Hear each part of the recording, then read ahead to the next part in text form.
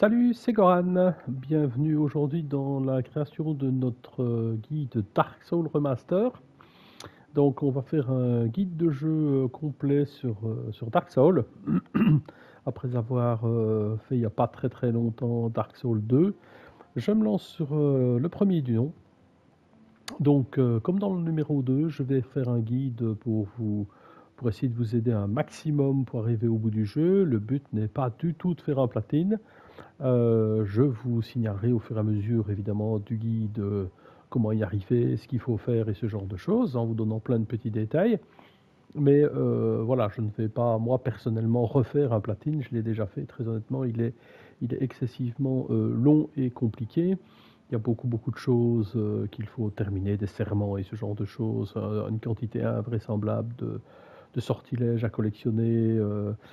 Même chose pour les objets, etc. Je vais pas, voilà, j'ai pas très envie de refaire ce genre de choses. Moi, je veux vraiment aider ceux qui commencent, qui ont peut-être loupé certains objets, ceux qui se disent pourquoi pas, je vais refaire avec un autre perso, enfin, et qui ont envie de vraiment le faire quasiment de A à Z. En tout cas, de tout découvrir. Donc voilà, comme vous voyez, moi je prends, pour commencer, je prends un guerrier, je prends le passe-partout, il n'y a pas de raison qu'on ne l'utilise pas, ça va nous permettre d'avoir quelques trucs dès le départ. Et donc je vous propose de nous lancer tout de suite.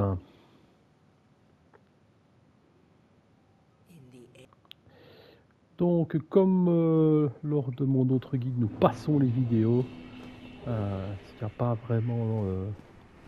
ça, je vous la laisse découvrir si vous ne connaissez pas le jeu et que vous êtes vraiment en train de commencer cela. Alors R1 pour les attaques classiques. Attaque légère, on peut dire. Attaque lourde en R2. Donc ils sont beaucoup plus lentes. Bah, au départ, comme vous voyez, on n'a rien comme objet. On a le reste d'une épée cassée. On est dans une oubliette.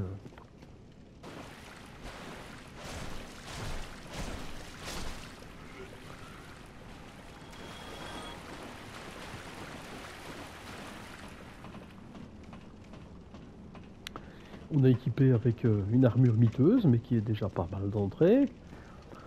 Rien du tout quasiment comme arme, rien du tout comme défense. On va essayer de se débrouiller. En tout cas, on arrive au premier feu de camp auquel, bah, voilà, on vient de se... En tout cas, on l'a activé.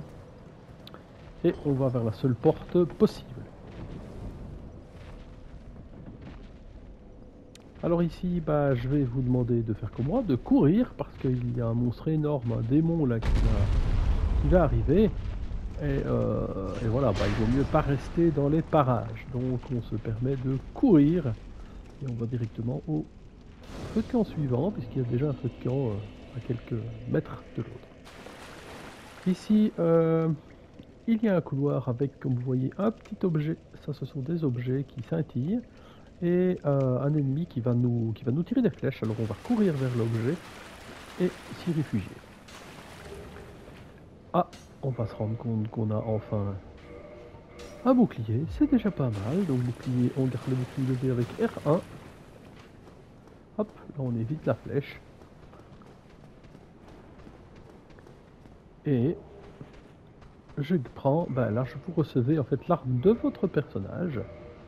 Donc dans mon cas, ben, avec le guerrier, c'est l'épée longue. Alors ce que j'aime chez l'épée longue, ben, c'est l'attaque R2, qui est très longue. Elle porte bien son nom, l'épée est longue. Voilà. Jusque là, pas de mal. On avance à travers une porte brumeuse. On voit qu'il y a là un personnage qui attend notre venue. Si on regarde un peu par ici, il n'y a rien de particulier à part cet objet que l'on viendra chercher beaucoup plus tard. Et il n'y a aucune entrée, à part qu'on voit que le mur là est en partie fissuré. Alors si on regarde un peu là-bas, on voit qu'il y a une pierre qui est prête à tomber. On avance un peu, hop, on se laisse tomber là. Et la pierre va rouler pour détruire le mur. On vient ouvrir un raccourci à notre feu de camp. Et on va discuter avec ce personnage. Thank goodness. Regrettably, I have failed in. But there is a that one.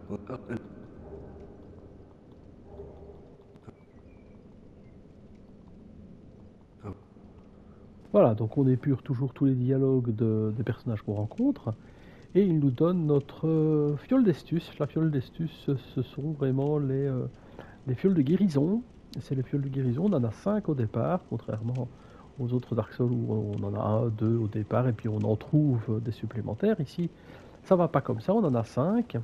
À certains feux de camp, on en a, lorsqu'on se repose, on récupère les 5. Et à certains feux de camp, comme le premier qu'on rencontrera quand on arrivera dans notre QG, on en aura 10. On pourra booster tout cela un peu plus tard. Et on ne trouvera pas des objets pour augmenter le nombre de fioles, mais leur puissance. On continue. On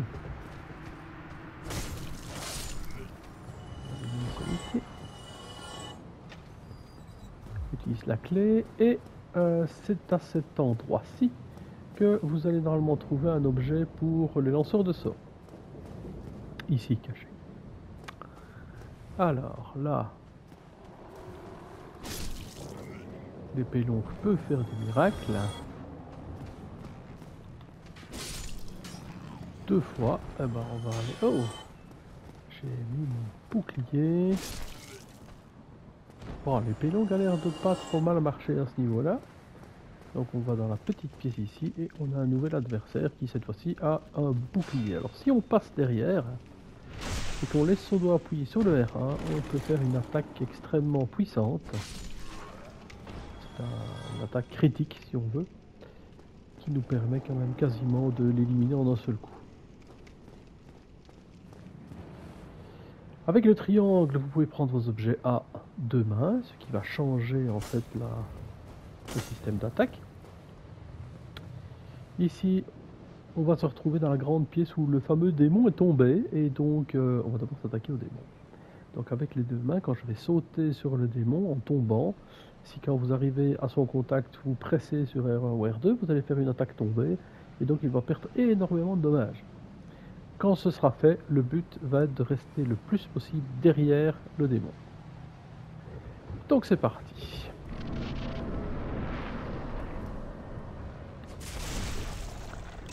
Voilà, là il vient quand même déjà de prendre un sacré coup.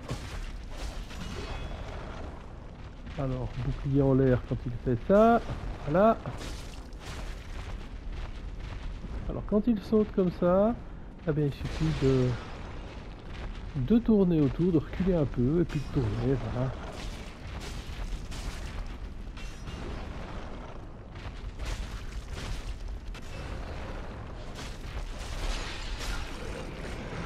Et en restant derrière, ça ne pose vraiment aucun souci.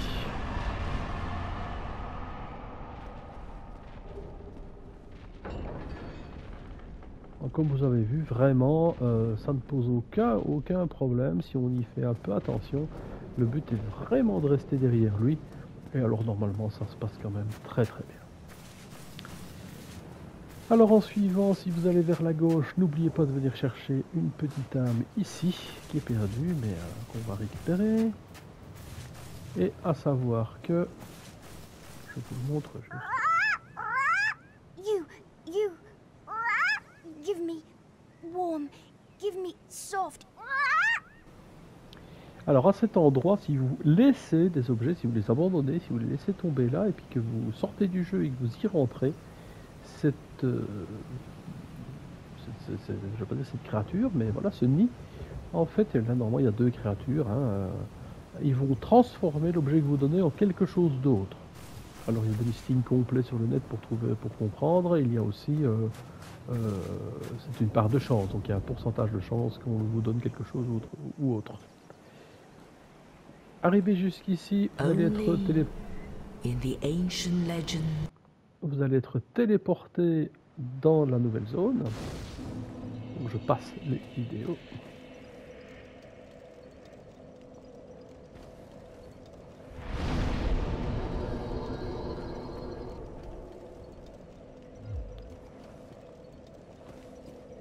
Vous pouvez discuter avec celui-ci et épurer un petit peu tout ce qu'il a à nous dire. On va venir chercher les humanités ici. On va essayer de nettoyer un petit peu cette zone d'entrée. des différents objets qui pourraient s'y trouver. On vient chercher un objet ici.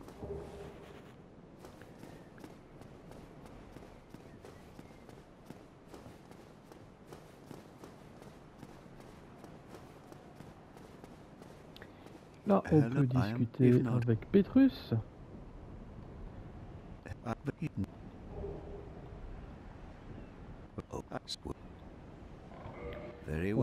On dit oui. Et comme ça, on va se lier à un serment.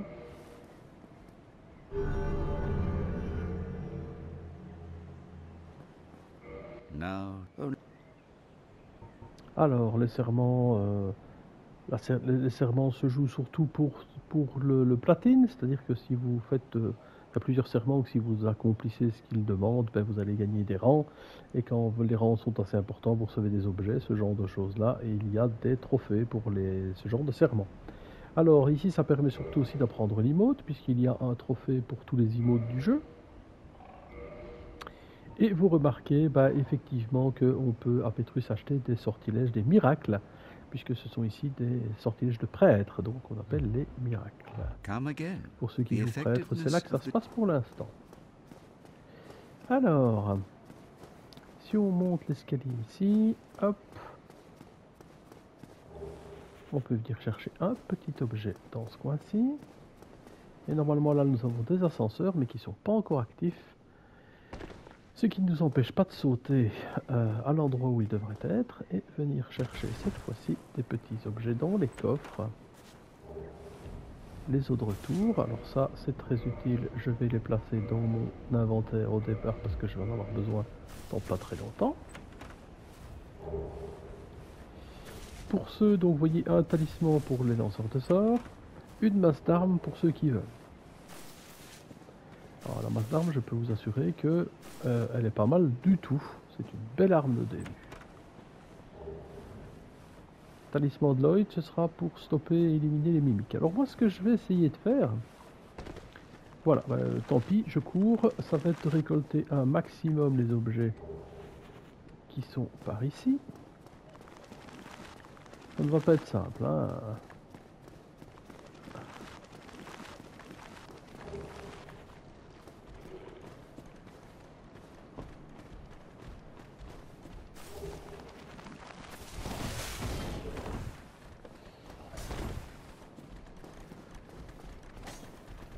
J'ai eu de base les objets qui m'intéressaient.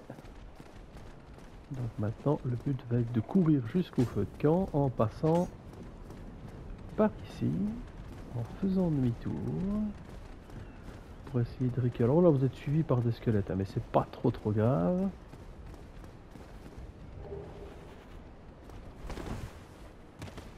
Voilà. Dès qu'on va arriver au feu de camp, on va pouvoir réactiver le feu et hop, et de ce fait ils ne nous suivent plus.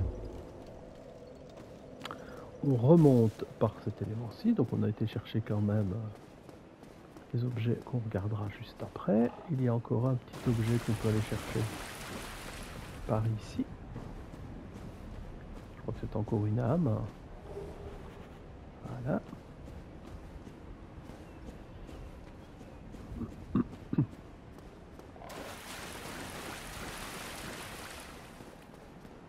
Jusque là on est pas mal.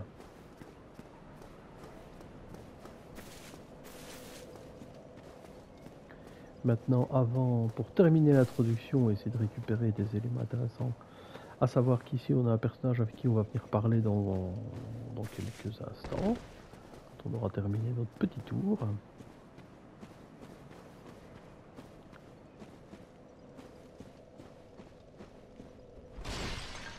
On vient ici dans l'ascenseur.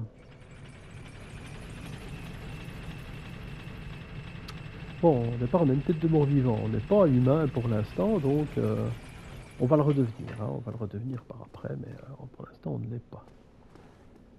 Hop. Là on vient chercher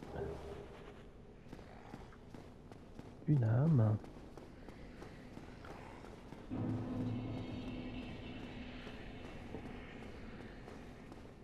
Ici J'ouvre cette porte grâce au passe-partout. Donc, normalement, on n'y aurait pas accès tout de suite, mais franchement, ce sera très important pour la suite. Ça permettra de revenir par certains coins. Et ce qu'on va faire ici, ben, c'est d'aller plus loin.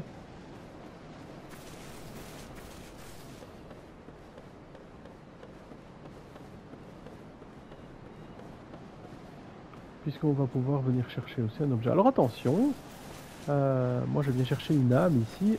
Comme vous voyez, ben, c'est un dragon qui est soi-disant endormi. Alors n'allez pas au départ chercher ces deux objets. On peut juste prendre celui-ci.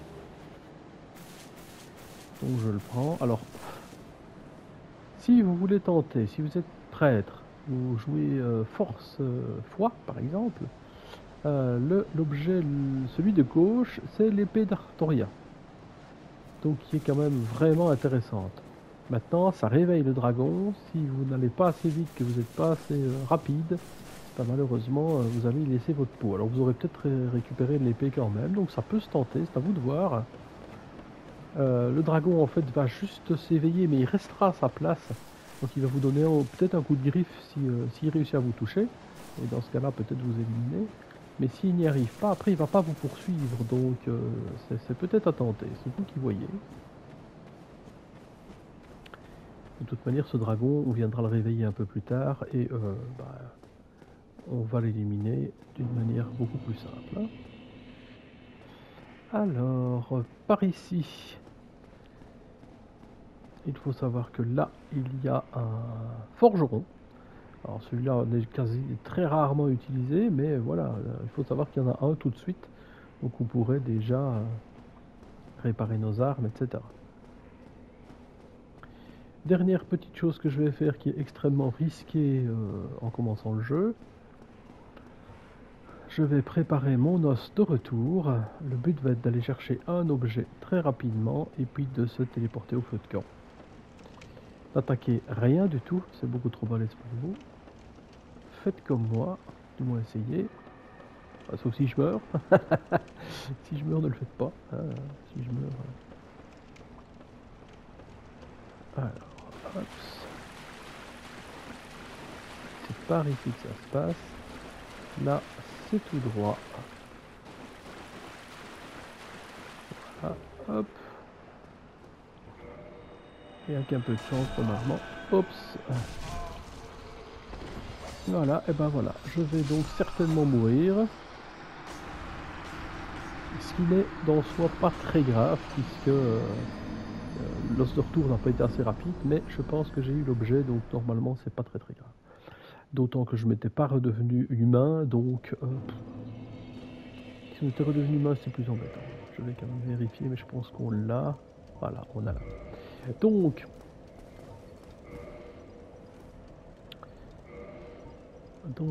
hop, on enlève ça pour l'instant. C'est une manière plus rapide finalement de revenir. Alors quand on meurt, je pense que vous avez eu un trophée pour vous signaler que vous êtes mort. Donc il faut de toute autre manière mourir au moins une fois. Alors là, vous voyez utiliser âme gardienne pour renforcer la fiole. Et ça nous permet d'avoir immédiatement une fiole d'estus à +1. Et ça, pour la suite, c'est quand même super important.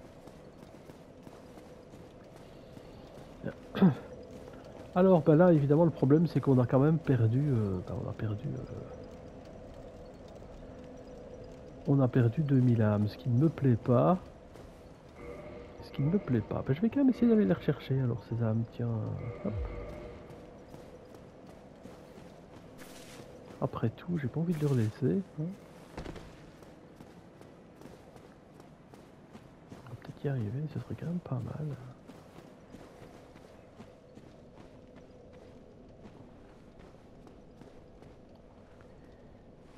Je ne comptais pas de toute manière aller plus loin dans l'introduction, puisque c'est quand on aura terminé cela, ben, je montrerai le niveau, si je récupère une dame. On montrera le niveau et de toute manière on stoppera, on va pas commencer juste après. On est prêt en fait, donc on est presque prêt. On va voir ça tout de suite.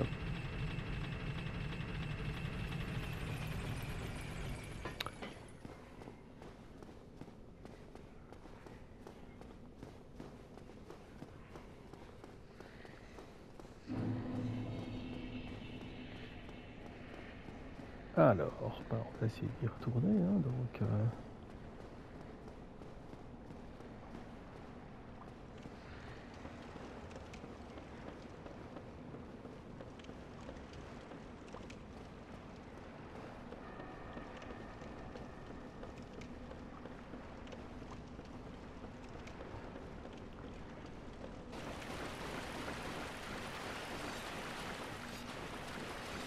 Concentration.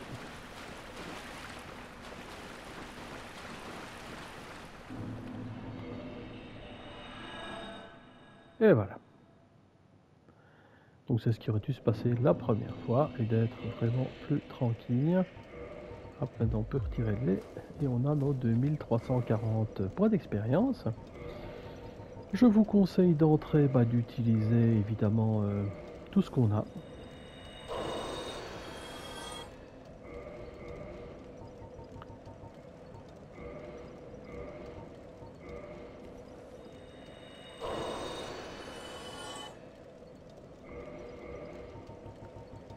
Pour ma part, je vais quand même garder la dernière âme, parce qu'on ne sait jamais, on pourrait en avoir besoin. Je sais qu'on risque d'en avoir besoin, donc autant en garder une. Hein. Voilà.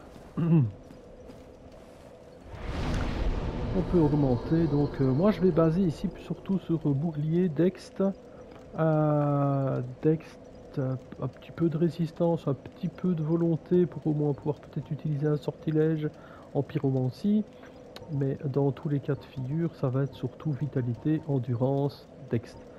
Je pense amener ma Dext à beaucoup, la force maximum 20, je vais le mettre à 15 ici par exemple. Je vais booster un peu la vitalité. Et ici, on est déjà pas trop mal. Hein.